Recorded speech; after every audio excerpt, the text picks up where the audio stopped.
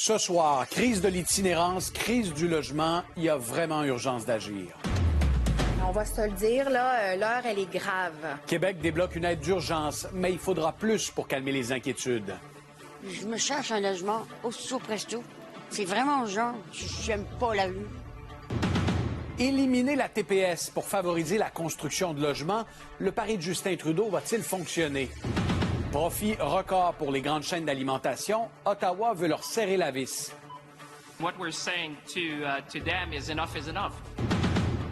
Onde de choc à Princeville. Ça donne un dur coup, là. Fait qu'on va voir après qu'est-ce qui va arriver. La fermeture de l'usine Olimel plonge toute une région dans l'incertitude. Un afflux record de migrants en Italie. Cette petite île est prise d'assaut par plusieurs milliers de réfugiés. Aussi, dans ce bulletin, le fils du président Biden accusé pour détention illégale d'armes à feu. Un pas de géant pour les jeunes autistes. Une première école leur est entièrement destinée. Et à Saint-Tite, est-ce que l'inflation va forcer les festivaliers à serrer la ceinture? Ici, Pierre-Olivier Zappa, voici votre TVA 22h.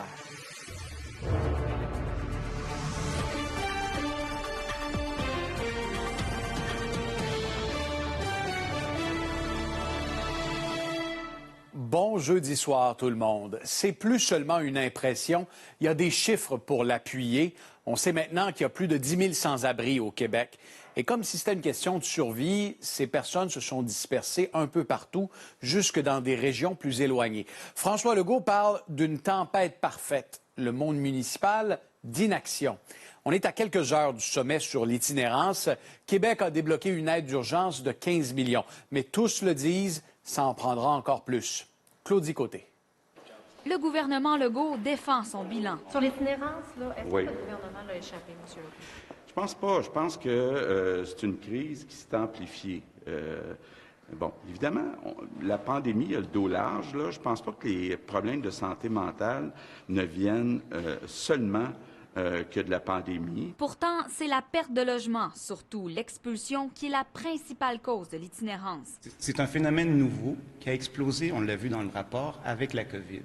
Tout ce qui était itinérance cachée est beaucoup plus visible maintenant. Devant l'urgence de la situation, Québec débloque 15,5 millions de dollars d'argent neuf pour construire des refuges cet hiver et promet que d'autres sommes seront au rendez-vous. On a mis, depuis le début, depuis qu'on est au gouvernement, 3,8 milliards. 3,8 milliards.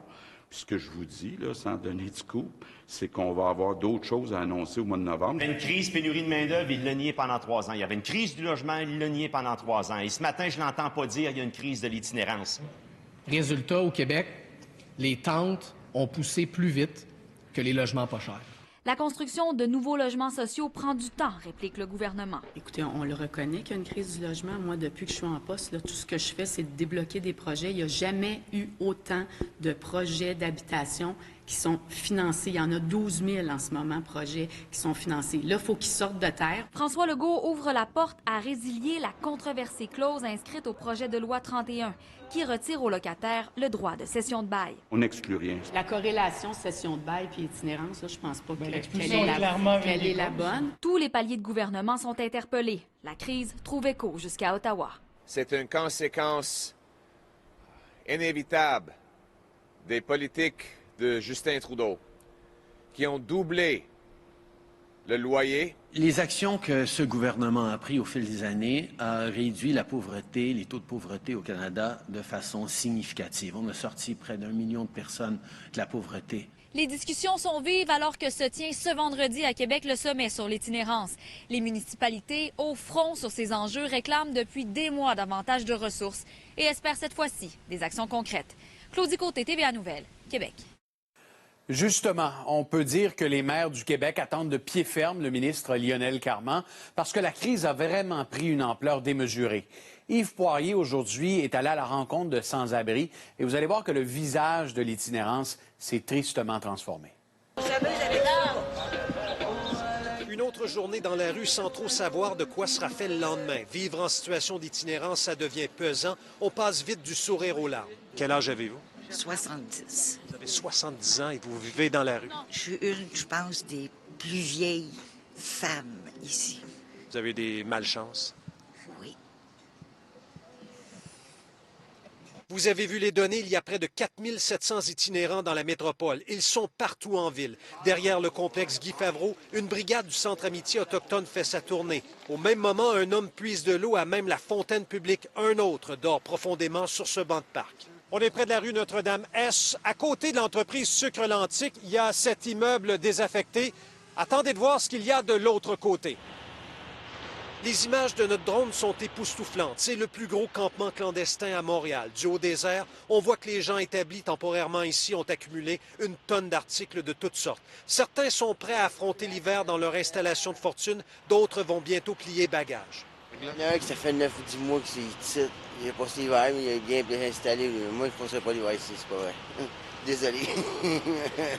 On associe souvent itinérance à toxicomanie. On a appris durant la journée qu'une femme de 42 ans est décédée. Elle faisait partie de ce groupe transporté d'urgence à l'hôpital dimanche alors qu'ils étaient en surdose. À chaque fois qu'il y a un décès, c'est un échec de tous les paliers de gouvernement au niveau de au niveau de la coordination. Bien, on va se le dire, là, l'heure, elle est grave. Valérie Plante a réitéré jeudi ce besoin urgent pour du logement social. On a besoin de 2000 logements sociaux par année. L'Outaouais et Québec ne font pas exception. Il y a un an, il y avait une trentaine de tentes dans notre campement et on en a 3 fois plus. Mettre un plaster, c'est nécessaire quand ça saigne, mais ça ne peut pas être la seule solution. Il faut penser déjà la suite.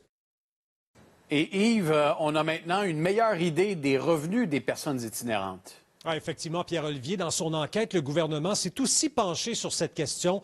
D'où proviennent les maigres revenus des itinérants? Vous avez quelques réponses sur le tableau qui apparaît à l'écran. On apprend d'abord que le chèque d'aide sociale qu'ils reçoivent au début du mois, c'est la principale source de revenus pour 62 de la clientèle. Ensuite, dans une plus faible proportion, certains ont des emplois et c'est leur principale source de revenus. Un itinérant sur 10 gagne son argent en mendiant avec les fameuses bouteilles consignées, la prostitution et la vente de drogue. Viennent ensuite chômage, retraite, programme pour aînés, dons et allocations familiales. Alors, Pierre-Olivier, je pense qu'on peut dire sans se tromper, de bien petits revenus face à des loyers de plus en plus chers.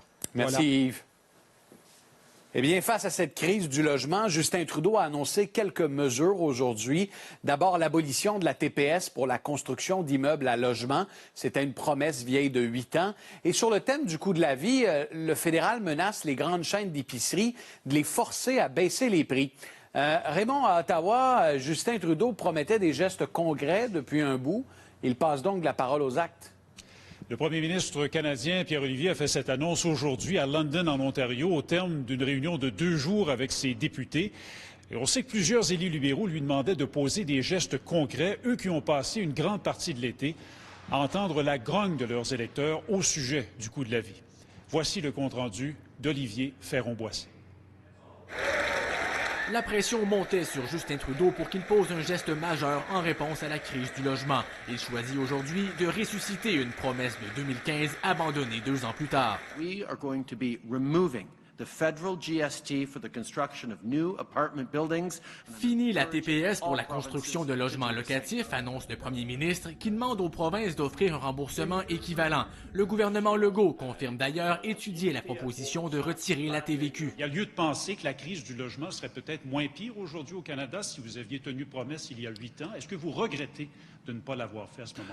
Je pense que les gens comprennent très bien que la situation qu'on vivait il y a 8 ans était différente de celle qu'on est en train de vivre aujourd'hui. En effet, les mises en chantier sont en déclin de 47 % cette année. On est en route vers la plus forte baisse de la construction résidentielle de notre histoire. C'est encore très difficile avec la hausse des taux d'intérêt et la hausse des coûts de construction de pouvoir réconcilier un coût de construction d'édifices d'envergure avec les revenus potentiels. Ça devenait extrêmement difficile. Fait que chaque point de pourcentage qu'on peut retrancher à nos coûts de construction présentement sont les bienvenus. Mais Pierre Poilièvre n'est pas impressionné. Parce qu'il a entendu parler que j'allais annoncer ça, il fait volte-face encore. Le chef conservateur présentera son propre projet de loi lundi, qui contient 6 mesures incluant des bonus aux villes qui construisent 15 % plus de logements et des pénalités financières à celles qui n'atteignent pas l'objectif. Il mettra la hache dans l'accélérateur annoncé par le gouvernement Trudeau il y a 1 an et demi. Ce programme d'accélération n'a pas encore bâti une seule maison à travers le pays. Par ailleurs, toujours concernant le coût de la vie, le gouvernement Trudeau demande aux grandes chaînes d'épicerie de stabiliser les prix des aliments et convoque leurs dirigeants à Ottawa pour une réunion immédiate. Pour développer un plan, et si ce plan qui finissent par nous présenter est inadéquat, bien, on va prendre des mesures de plus, mais on n'est pas rendu là encore.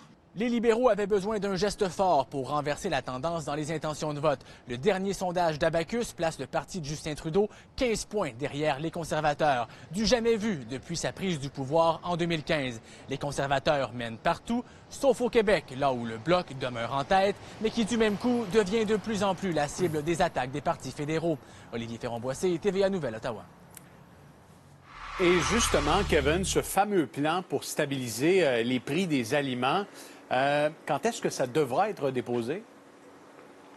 Elles ont jusqu'à l'Action de grâce pour présenter leur plan. Le premier ministre menace de les taxer si elles ne collaborent pas. Je suis présentement devant un supermarché au centre-ville de Montréal, Pierre-Olivier. J'ai rencontré des gens qui faisaient leur épicerie. Tous s'entendent pour dire que les prix sont trop élevés. Donc, pour contrecarrer les effets de l'inflation, Justin Trudeau demande aux grandes chaînes de stabiliser les prix à court terme pour freiner la hausse des prix des produits en épicerie. Il n'a pas manqué non plus au passage de dire que les grands épiciers ont gagné plus d'argent dans les dernières années pendant que les familles ont eu de la difficulté à avoir de la nourriture sur la table.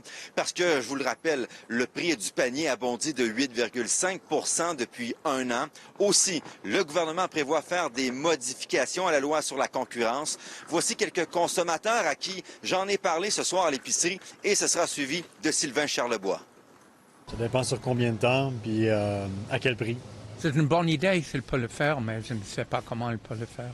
Mais ce qui va arriver, c'est que les épiceries vont monter les prix avant que lui stabilise les prix. Fait que on se fait toujours avoir. Bien, c'est une bonne idée, certain. Mais les loyers aussi, hein. Ils devraient y voir, là, les logements. Ça coûte cher en épicerie? Bien, l'épicerie, certain, monsieur. Ça coûte cher. Aujourd'hui, les commandes, t'as rien à 25 $, 30 $, t'as rien, là. À long terme, les conséquences peuvent être extrêmement graves parce que si on met de la pression sur des détaillants, les détaillants vont se revirer de bord, ils vont mettre de la pression sur les PME. Il y en a plusieurs au Québec, là, qui vont vivre, qui vont en fait subir les conséquences d'une politique comme ça. Et actuellement, ce qu'on recherche, c'est de la compétition. On veut plus de joueurs, on veut plus d'entreprises. Ottawa dit avoir convoqué les dirigeants des grandes chaînes. Ça devrait être dans les prochains jours. Merci beaucoup, Kevin. Au revoir.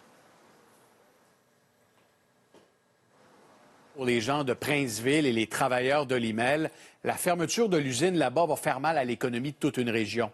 Les 300 travailleurs touchés pensent maintenant à leur avenir et Jasmin Dumas est allé à leur rencontre aujourd'hui. Ça fait combien de temps vous travaillez ici? 45 ans. Après 45 ans de loyaux services, Jean-Roch Lévesque a appris hier qu'il lui reste 8 semaines à travailler chez Olimel. Ils nous ont fait venir en haut. Ils nous ont fait attendre 20 minutes. Mais on s'en doutait qu'est-ce qui allait se passer. Comme pour ses 300 collègues, une réflexion inattendue sur son avenir s'impose. On peut pas aller ailleurs, c'est bien trop loin. Et là, il faut aller essayer de s'organiser ici, pour voir qu'est-ce que ça va faire. Les liens qu'on s'est faits ici, ça va être plate de les perdre. Là. Des moments angoissants pour tout le monde, surtout pour les 33 travailleurs étrangers temporaires qui ont un permis de travail fermé. Peut-être on va nous transférer dans d'autres usines, on ne sait pas, mais on attend la réunion avec la ressource humaine. Là. C'est très stressant parce qu'on a nos familles, il y a nos amis qui, leurs familles sont arrivées ici. Je ne sais pas ce que vont arriver. Le gouvernement est déjà au travail. On est de tout cœur avec eux et on est déjà en contact avec la ministre du Travail pour la suite des choses. On a déjà procédé à la mise en place. Dans le fond, on s'est activé pour mettre en place un comité d'aide au reclassement. C'est une très mauvaise nouvelle pour la ville.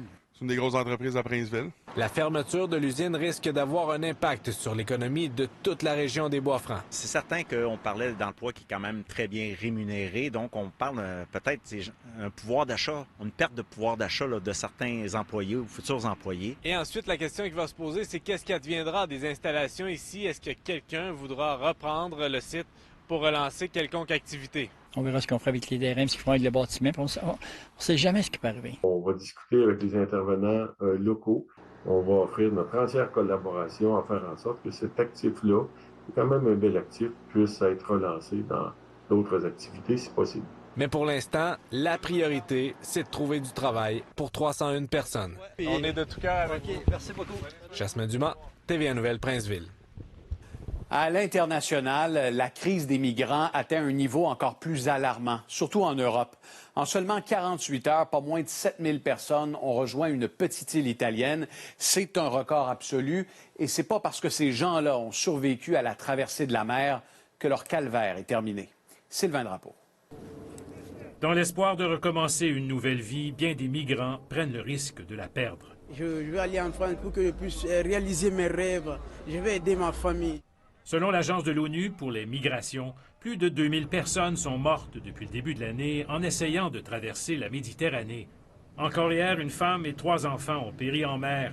Ces migrants quittent l'Afrique ou le Moyen-Orient vers l'Europe. Et le premier territoire européen qu'ils rencontrent, c'est l'île italienne de Lampedusa, à moins de 150 km des côtes tunisiennes.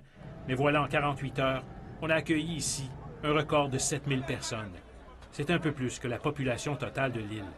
Le centre pour les héberger ne compte que 400 places. Des familles entières dorment dehors. Le gouvernement italien de la première ministre Giorgia Meloni avait promis de s'attaquer à l'immigration illégale. Son parti, issu de la mouvance post-fasciste nostalgique du dictateur Benito Mussolini, fait coalition avec l'extrême droite de Matteo Salvini, devenu vice-premier ministre. Ce qui arrive à Lampedusa, c'est la mort de l'Europe, dit-il. L'Italie reproche à l'Union européenne de ne pas l'aider suffisamment à régler l'afflux de migrants. Il faut dire que l'Italie est devenue la porte d'entrée de l'Europe pour les migrants venus de la mer avec la Grèce. Tous les pays européens doivent faire leur part, dit le secrétaire général de l'ONU, Antonio Guterres. Because the effort cannot be put only in the countries that are at the borders of Europe. The effort needs to be shared by all European countries. L'Europe peine à s'entendre sur un pacte migratoire déposé il y a 3 ans. Le partenariat a été signé avec la Tunisie cet été pour baisser le nombre de départs de ce pays devenu l'épicentre des tentatives de traversée. Mais il faut aussi composer avec les gangs criminels, ces passeurs qui profitent des migrants et les font traverser à gros prix à bord de bateaux de fortune. Au rythme actuel, l'année 2023 est en voie d'égaliser, sinon surpasser 2016, avec un record de 180 000 migrants arrivés sur les côtes italiennes par la mer. Sylvain Drapeau, TVA Nouvelle. Maintenant, aux États-Unis, le fils du président Joe Biden est accusé pour possession illégale d'une arme à feu. Hunter Biden est accusé d'avoir menti lorsqu'il a acheté un revolver en 2018. Il aurait dit qu'il ne souffrait pas d'une dépendance, mais il a ensuite reconnu avoir consommé de la drogue à cette époque. Il risque une peine maximale de 25 ans de prison. Et il pourrait d'ailleurs se retrouver en procès au beau milieu de la campagne pour la présidentielle de 2024. Son père va alors tenter de gagner sa réélection. Dans un instant, tout le monde, nouvelle de dernière heure, une grève dans l'industrie automobile vient d'être déclenchée et vous allez en ressentir les conséquences. Des milliards sont en jeu. À tout de suite. Le sous-titrage, une présentation d'Hainaut et Gosselin. La fondation de votre maison craque? Chez Hainaut et Gosselin, nous sommes les experts pour la réparer. Nous redonnons la pleine valeur à votre propriété. N'attendez pas et contactez-nous. Bacon ou saucisse? Là est la question.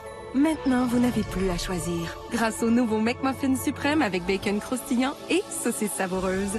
Le McMuffin suprême, suprêmement bon. Bienvenue à ton essai du ZR2. Viens tester ta suspension ultimatique. OK, on est ailleurs, là. Vraiment, là.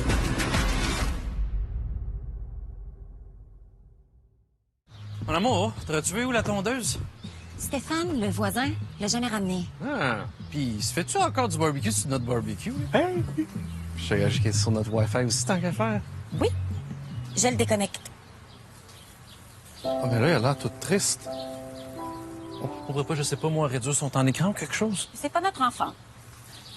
C'est Stéphane. C'est plus facile de mettre ses limites quand on a des technologies qui simplifient la vie. Avez-vous de la moutarde au moins?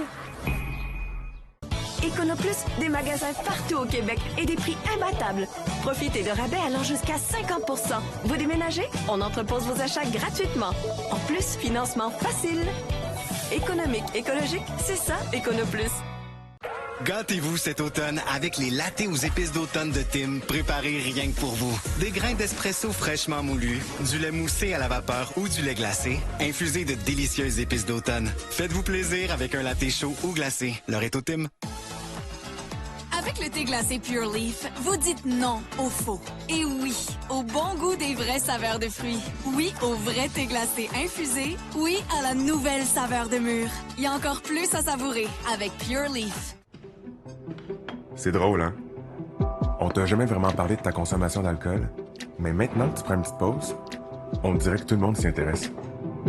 Se questionner, c'est trouver sa juste mesure. Voici maintenant vos nouvelles économiques.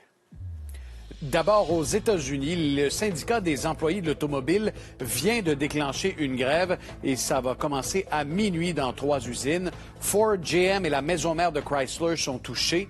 Ça fait 2 mois qu'on négocie, mais on est toujours dans l'impasse. Les conventions collectives expirent à minuit et tout ça pourrait à terme faire monter le prix des autos, y compris au Québec. Chez nous, le milliardaire Robert Miller vend la multinationale Future Electronics à l'entreprise taïwanaise WT Microelectronics. C'est une transaction de plus de 5 milliards de dollars et on le sait, elle survient alors que Robert Miller est poursuivi en justice pour des allégations d'exploitation sexuelle. Enfin, bonne nouvelle pour le transporteur Air Transat qui a présenté ses résultats du 3e trimestre. Un premier profit net depuis le début de la pandémie. L'avertissement sur les incertitudes liées à la capacité de l'entreprise de poursuivre ses activités a également disparu. Le Festival Western de Saint-Tite bat son plein, les rues grouillent de monde. On s'attend à des retombées qui avoisinent les 50 millions de dollars. C'est gros pour la région, mais est-ce que l'inflation va jouer les troubles fêtes cette année? Amélie Simard-Blouin s'est rendue sur place. Ils sont des milliers à déferler dans les rues de Saint-Tite pour le Festival Western. Vêtements, bottes et chapeaux de cow-boy sont achetés à profusion durant les festivités. Mais cette année, le portefeuille des festivaliers est-il touché par l'inflation? On regarde pas les dépenses, on vient ici pour s'amuser. Ça va coûter 1 000 pour une fin de semaine, pas loin. Et là, pour une fin de semaine, on est rendu à 480 $. Ça dépend. L'année passée, c'était une cinquantaine de dollars. On n'a pas fait de budget. S'il y a quelque chose qui nous tente, on le prend. Si l'achalandage n'a pas diminué, il y a quand même quelques commerçants qui remarquent que des clients se limitent un peu plus dans leurs dépenses cette année. Disons qu'ils font plus attention à leurs dépenses, regardent plus les prix. Même le designer Jean Héroldi est venu à Saint-Tite pour écouler son inventaire. Moi, je sens qu'il y a une petite limite au niveau des dépenses. Quoique mes vêtements, j'ai beaucoup de liquidation, donc c'est pas cher. Je pense que c'est pour ça que j'attire tant les gens. Mais d'autres, comme le propriétaire des bottes boulées, ne voient aucune différence avec les années précédentes. J'ai les mêmes chiffres que l'année passée. C'est la même chose. Je vois pas un ralentissement jusqu'à date. Peut-être qu'on dépensait moins, je sais pas. Ou la même chose, on vient seulement une fois par année ici. Mais je pense qu'on va dépenser un peu de risque, ça donne. Ben oui, sûrement un petit peu. Peut-être un chapeau. Quand on trouve ce que c'est qu'on veut avoir, on en profite. Peu importe le prix. Le Festival Western est encore cette année une mine d'or pour les détaillants de véhicules récréatifs. Certains ont déjà presque écoulé leur inventaire. Beaucoup de gens cherchent par contre de l'usager. Présentement, on n'a pas énormément dû au prix de revente des véhicules usagés. On a beaucoup de neufs au niveau du rapport qualité-prix qui sont beaucoup plus intéressants. L'usager semble un peu plus populaire cette année. Par contre, au niveau du neuf, il y a beaucoup de rabais qui sont offerts. 12,50 $. Même si le coût de la vie a augmenté, Saint-Tite est décidément un monde à part. Des festivaliers dépensent sans regarder leur budget et profitent au maximum de leur séjour dans la petite municipalité. Amélie Simard-Blouin, TVA Nouvelles, Saint-Tite.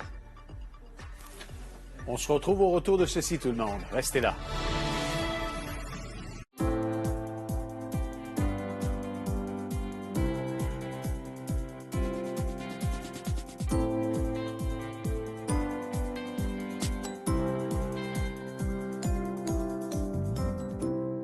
Explorez le recensement canadien de 1931 et vous pourriez découvrir que c'est grâce à la persévérance de votre grand-mère qui travaillait comme couturière que vous êtes ici aujourd'hui. Découvrez-en plus sur votre histoire familiale sur Ancestry.ca.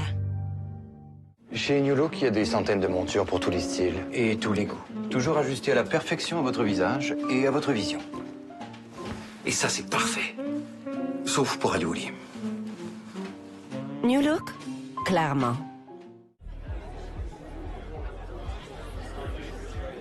Les envies de fumer peuvent se pointer à tout moment. Apprenez à les gérer une à la fois avec l'accompagnement personnalisé de Jarrette. 3 services confidentiels et gratuits pour arrêter de fumer. C'est gratuit pour les enfants pendant tout le mois de septembre. C'est bien ça. Pendant tout le mois de septembre, les enfants mangent gratuitement avec achat minimum. C'est combien déjà? Oh oui, gratuit. Faites vite. Boston Pizza. Des pâtes d'ours pour des parents ours. Le petit dort. Il était temps. Je vous prends la patte dans le sac. Les nouveaux biscuits croquants pâtes d'ours. Une collation à partager que vous ne voudrez pas partager. 2 meurtres impossibles ont été commis. L'un de vous est le tueur. Hercule Poirot est sur l'affaire.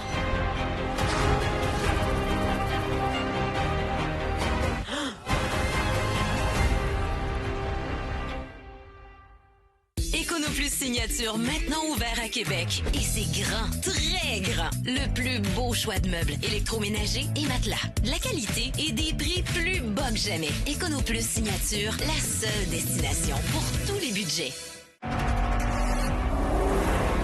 Où que vous alliez, il vous y amènera.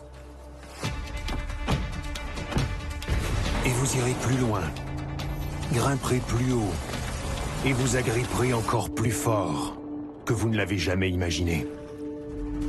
Le Chevrolet Silverado ZR2 est conçu pour vous conduire à l'endroit où les sentiers se terminent et vous amènera là où l'aventure commence. Pour les jeunes qui doivent composer avec l'autisme, l'école, ça peut représenter tout un défi. Donc, pour leur permettre de réussir, ça prend des infrastructures et des gens qui répondent à leurs besoins. Justement, il y a une nouvelle école dédiée à 100% aux jeunes autistes. Elle a ouvert ses portes à Montréal. Véronique, c'est une première au Canada. Il s'agit même, Pierre-Olivier, d'une des premières écoles pour élèves autistes au monde. Et c'est magnifique, un projet de 54 millions de dollars. Et François Legault était ici ce soir pour l'inaugurer. T'aimerais ça faire ça plus tard, avoir un micro? Antonio est un des 149 autistes qui fréquentent le centre à pas de géant. Une nouvelle école à l'architecture innovante et surtout un lieu qui offre des services aux personnes autistes de 21 ans et plus. Enfin, disent des acteurs du milieu. On est capable de rendre des services tout au long de la vie d'une personne autiste. Max a 13 ans. Tout au long de la visite des médias, il est avec nous. Il veut nous montrer sa nouvelle école. Now we're in this new, shiny, new school. Basically, you know, at Pas de Géant, we basically teach kids on the autism spectrum disorder about, you know, being happy and stuff and, you know, having a good, but especially when they turn 21, you know, that's the age, you know, when Quebec stops support of kids with autism. Max est bien au courant que les autistes adultes se retrouvent bien souvent à la maison sans projet. Mais maintenant, dans le nouvel espace autiste et majeur québécois, les jeunes adultes sont formés pour travailler dans des entreprises comme les restaurants Saint-Hubert, l'hôtel Le Reine-Élisabeth et bientôt les Tim Hortons. C'est facile, il ne faut pas avoir peur. Quand on a des partenaires extraordinaires comme Pas de Géant, c'est un jeu d'enfant. Les élèves gèrent également une vraie épicerie. Les parents, le personnel peuvent venir chercher des articles et payer ici à l'aide de la vraie caisse. C'est un programme de formation pour les adultes autistes de 21 ans et plus pour se préparer à l'emploi dans le secteur de l'alimentation. Son fils de 15 ans fréquente ce nouveau centre d'autisme. On a toujours derrière notre esprit qu'est-ce qui va arriver quand on n'est plus là, donc on veut préparer la société la plus possible pour que ça soit plus inclusif. Le centre à Pas de Géant devient un laboratoire vivant. La recherche, ça ne va pas se faire dans un espace spécifiquement, ça va se faire partout avec toute la communauté. Véronique Lauzon, TVA Nouvelles, Montréal. Bonsoir Colette. Bonsoir Pierre-Olivier. Qui dit jeudi ou jeudredi, dit week-end. Vendredi aussi. on peut penser au week-end déjà. Oui, absolument. Écoutez, on va prendre les journées une à la fois. Demain, on a de bonnes nouvelles. Retour des températures saisonnières. On aura du soleil, mais on surveille ce système. Quand on parle de puissance, là où vous en avez besoin, il n'y a pas de deuxième meilleur. Pas d'ex-aequo pour une puissance exclusive à la catégorie parce qu'il n'y a pas de substitut au F-150. Louez ce F-150 pour 150 $ par semaine. L'offre se termine le 2 octobre chez votre détaillant Ford. IGA réinvente l'épicerie en ligne. Avec Voilà par IGA, vos produits sont toujours frais ou c'est gratuit. Ce n'est pas de la magie, mais presque. Essayez Voilà par IGA. Votre épicerie livrée, simple comme ça. Il y a toujours quelque chose qui arrive quelque part. Heureusement, il y a Assurance Auto et Habitation. Il y a toujours quelque chose qui arrive quelque part. Heureusement, il y a Assurance Auto et Habitation. C'est drôle, hein? On t'a jamais vraiment parlé de ta consommation d'alcool, mais maintenant que tu prends une petite pause, on dirait que tout le monde s'y intéresse. Se questionner, c'est trouver sa juste mesure. Hey! En forme? Super!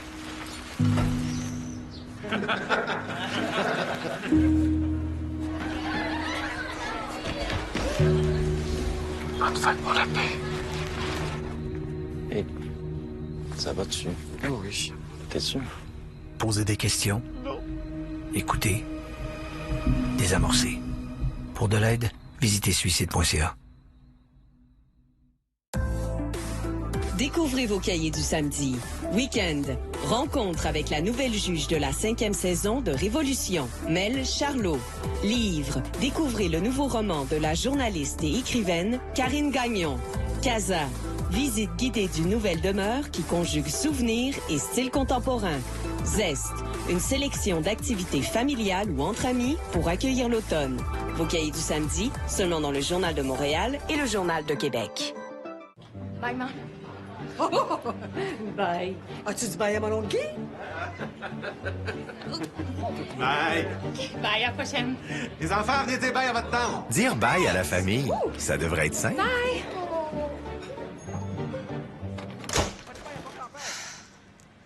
Tu pars avant le dessert? Faire une réclamation rapidement avec l'appli Bel Air Direct, ça, c'est simple. C'est la dernière fin de semaine de la vente sous la tente de Brick. Maintenant, obtenez jusqu'à 70% de rabais sur les articles en liquidation. Ce grand lit avec table de nuit assorti est seulement 299 $. Et cet ensemble de laveuse et sécheuse seulement 1009 $. Chez Brick, plus d'économie pour vous. Tout le monde à bord pour le virage énergétique des entreprises.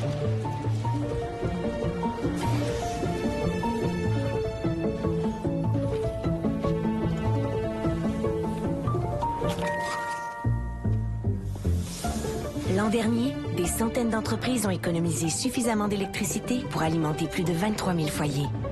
Prenons ensemble le virage pour réduire notre consommation d'électricité et décarboner le Québec.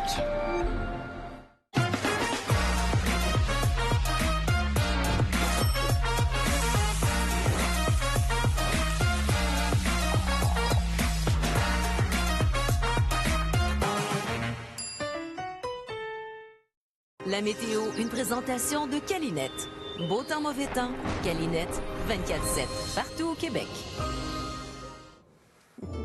Alors, on surveille ce système qui va frapper l'Est du Québec, puis c'est un gros système. Oui, très vaste. Évidemment que présentement, c'est un ouragan.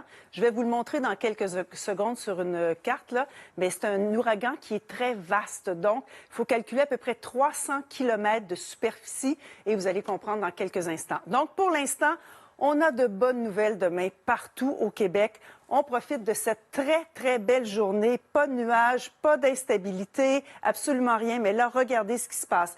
Rendu à cette étape, ce seront les restes de lit, donc une tempête post-tropicale. Et regardez, là, jusqu'au Saguenay, dans la région de Québec, ça pourrait venir effleurer. Il pourrait y avoir des précipitations. Plus on s'approche de l'Est, ça, c'est vraiment de la pluie. 50 mm et plus, des vents forts à violents. Basse-Côte-Nord, même scénario. Plus on s'en vient vers l'ouest, évidemment, on aura de la pluie et finalement un débordement nuageux. C'est ce que Montréal devrait connaître. On regarde en détail ce que ça va donner maintenant pour le déplacement de Lee. Alors, vous voyez, là, ouragan de force 1, ça devient une dépression post-tropicale et ça va rentrer. Encore une fois, c'est un peu plus sur l'est que prévu, mais comme je vous disais, c'est 300 km. Ça va ratisser vraiment très vaste région. Voilà. Donc, demain, belle journée. On profite de ce vendredi, des températures tout à fait saisonnières. Et regardez, pour samedi, peut-être des répercussions, donc, du temps nuageux et des précipitations pour la péninsule gaspésienne. On surveillera ça. Merci beaucoup, Colette. Au revoir. Et merci à vous d'être là pour qu'on vive l'actualité ensemble. Je vous dis bonne nuit, tout le monde. Soyez prudents.